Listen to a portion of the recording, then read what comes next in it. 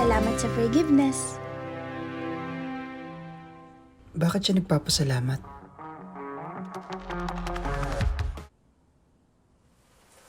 Nakakaabala ba ako? Nilalaro mo na naman pala yung ibon mo.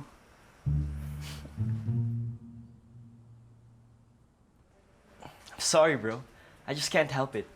Kumbaga sa bungo ng puno, it's like a low-hanging fruit with you and your kalapatis in your room. May kailangan ka? Wala naman. Nanibago na ako sa new discovery ko.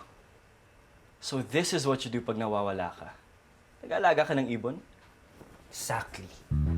Akala ko naman nung ginagawa mo when you're alone. Ginawa mo palang Batcave yung ginawang playroom ni Tito Nilo for you.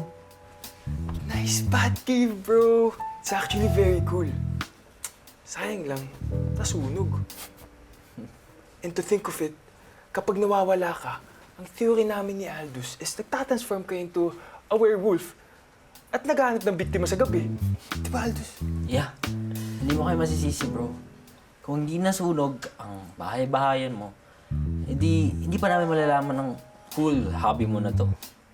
Paano mo to nagagawa? Para ka ba si Robert Downey Jr.? Teka, may alaga bang kalapatis si Iron Man?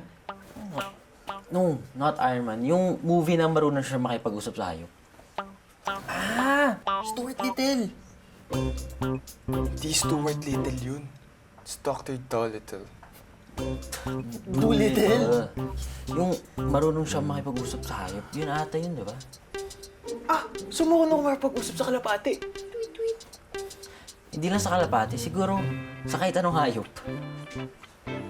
Ano bang pinagsasabi niyo? Hindi ko kaya makipag-usap sa kalapate at hindi ako si Iron Man.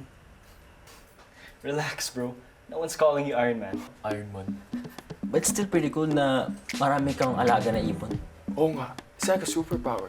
I think eligible ka na mag-apply as an Avenger. Birdman. Hindi mo kailangan ng superpowers para mag-alaga ng mga kalapate.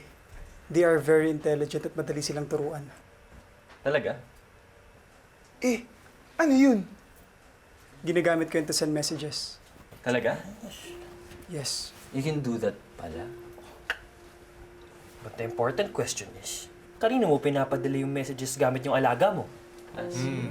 From what it looks like, mukhang someone special. Ano bang pinagsasabi niyo? Kung wala kayong kailangan, umalis na kayo.